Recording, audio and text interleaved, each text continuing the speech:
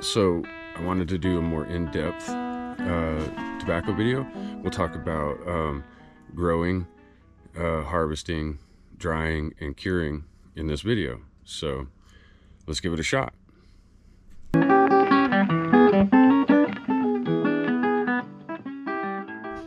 Howdy everyone. So I did a tobacco video in the past, just basically on germinating the seeds, and it's actually doing pretty good. It gets consistent views, which by the way is what I like. I'm not necessarily going for viral videos or anything like that, but I like useful videos that people can watch and learn something. So, you know, my tobacco video does really well despite being restricted because it's about tobacco. In my first video, I covered germination. Like it's really one of the only tricks to growing tobacco. If you can get the germination process down, tobacco grows really nicely. In my previous video, I talked about how they're fairly pest resistant. I said fairly. They're not completely pest resistant. So grasshoppers will eat the heck out of your tobacco. So my first year growing tobacco, like I was amazed at how well it grew here, how easily it transplanted, and just the overall robustness of the tobacco plant itself. So I grew a lot of tobacco. I think I grew so much tobacco, and I lost most of it because of curing, because I didn't harvest it and cure it right. So this video, I want to really stress the point where growing tobacco is easy, but if you want to get it to a point where it's usable, that's kind of a different story. One of the hardest things that I found is when to harvest the leaves. All the things I read talked about when the plant is done. Sometimes you can cut the whole plant down. Things like that. I've played around with it. So right away, I'll have to point out that I was growing 3 different strains, and the different strains don't cure the same. My burley, on one hand, would cure, basically cures on the plant. Like the leaves are completely yellow by the time I cut them off the plant.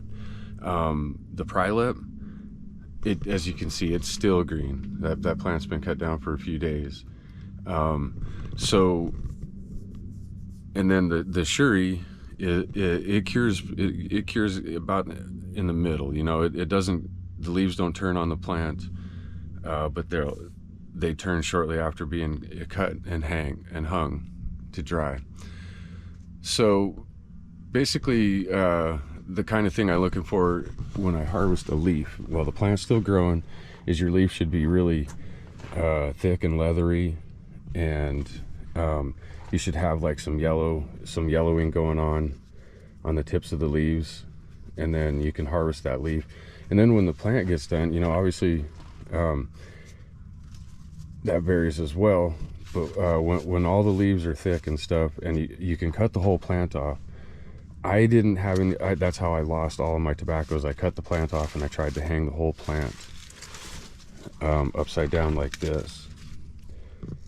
Now apparently that just isn't a great way for drying, so I lost a lot of it from mold, and also it froze in my drying shed. So harvesting, you know, you just kind of got to play around with it.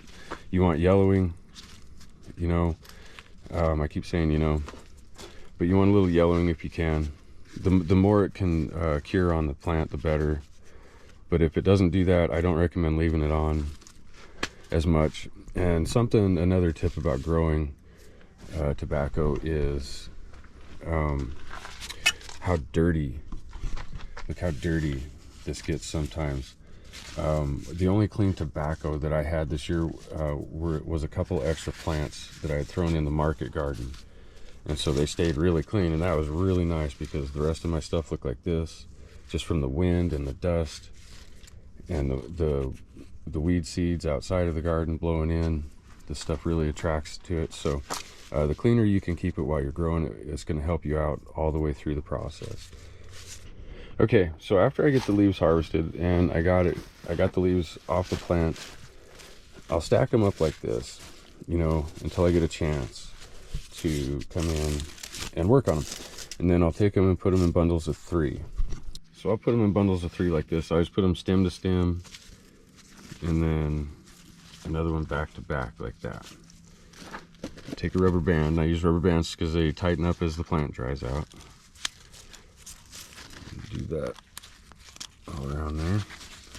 Get one of those. Take another one here. And I'll point out the importance of keeping your plants clean while you're growing them.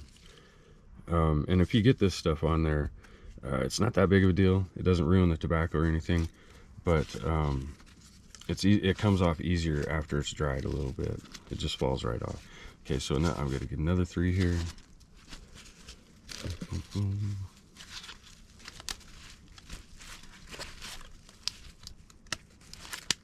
Then I'll take these two bundles, bundle them together. Then throw it on the line. Split the two groups of 3 and just hang it on the line like this. Oops, I totally was not aiming the camera there. Yeah, so I just split the 2 and hung it on the line like that. Okay, so this is to dry them. There's 2 different stages here that we're trying to achieve, and it's drying and curing. So you're trying to dry out the stems. Okay, these ones are almost ready. You want these stems to be dried out, and I prefer to keep them pliable through the whole process, because then you're curing as well. If they dried out to where they were crumbly and stuff, then obviously your drying's done, so you're gonna have to rehydrate them and store them somewhere to get them to cure. So if I can keep them pliable like this and get a really slow cure, and you see I start curing it it starts, you start getting color cure in there. So this green stuff is what you're waiting to get out. This is why they call it color curing. You're looking for all the green to get out. The green is it chlorophyll? The green stuff in plants, right? So you want all that stuff out because it'll make it taste bitter. Keep space in between there.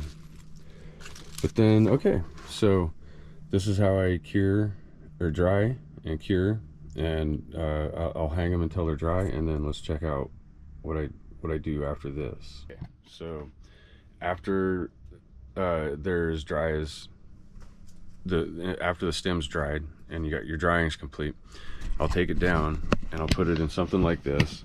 This isn't ideal because this isn't airtight, so I have to continuously rehydrate this. But I'll stick them in here and just you take them off the rubber bands, obviously. Sorry, to use my camera hand. Okay, so and I just store them like this, and they'll get dry. See, they're starting to dry out again. But you can put, if you got some other tobacco available, like this stuff that's fresh, I'll put some of that in there for a day or 2, and it'll rehydrate this right up. If you don't have green tobacco or anything from the garden, you can use cabbage from the store. And see, there's some weed seeds I'm talking about. They're still in there, but they come right off when this isn't sticky anymore. So I basically stack these, and this is where I start having to spend a lot of time going through and checking. These are theoretically dry, but when you're rehydrating and stuff, you always got to be wary of mold. But you start to see really nice color in here. Let's see if I can get down to some color. And see, here's some of that green that's still in there. Here we go. There's some nice color. This is a shuri. This is a shuri leaf, and you start getting really nice brown color. And you'll notice that one side cures a little darker than the other. I'm not sure why that is, but that's this is where I really start to like growing the tobacco. You start seeing some really beautiful colors in here. Look at that, turning a copper brown, and still got that green in there. So these aren't ready yet. I've been as I'll go through here and pick ones that are ready, and I'll take them out and process them, chop them up, and put them in baggies, and then they go in the humidor. Look at that. Isn't that gorgeous? Or is it just me? Some of that sherry looks pretty. It hits a stage where it just doesn't look very pretty at all, but once it starts browning up, really gorgeous. There we go. See, there's some sherry that's browned up. Look how dark that is. Ah, it smells so good. You know, and this is way different than store-bought tobacco. Even if you go buy some better tobacco for pipes or cigars, you'll find that this is just, even anything that you grow and spend this much time on, and you get it to a smokable place, and it's such a different experience than commercial tobacco. You actually get the kind of nicotine buzz, warm feeling. It actually kind of changes your state of mind a little bit, makes you more reflective. I shouldn't say you. This is my experience with it. Like it should be enjoyed. Tobacco is a good thing. I don't think it was ever meant to be done daily, all day long. You know, I think it's more of something that you should enjoy in the evening after a day of work. Sit down and smoke a little bit of tobacco, and it would actually kind of benefit your state of mind. Look at that color though. Okay, so that's how I cure it. And once it gets so when I'm looking for curing, I'm just looking for all of this green to be gone, all of that green. Sometimes if a piece just has been really stubborn and these green spots won't go away, I'll just cut those out and harvest around it. But if you got patience and stuff, you can let that leaf finish, and it'll be a good piece. I mean, some of this stuff you can make wrappers out of it, you can make rollers, you know. So I hope you guys are enjoying growing tobacco as much as I do. YouTube kind of restricts the tobacco videos because it's about tobacco. I don't recommend it for children, of course, but I think a grown, responsible adult should be able to partake in a little bit of this and enjoy it. The habit part, you know, we don't condone that, but a good cigar or a good pipe smoke every now and then hits the spot. So I hope you're having a good one, and if you don't, I recommend growing tobacco. You can check out it's fairtradetobacco.com. Sometimes I say it wrong. It's not free trade tobacco. Fairtradetobacco.com. And but anyway, those forums on there are full of knowledgeable people, and any questions you have pretty much have already been asked. So you can just kind of go scroll and there my camera goes messing up again. So I got to end this video. Take care, everybody.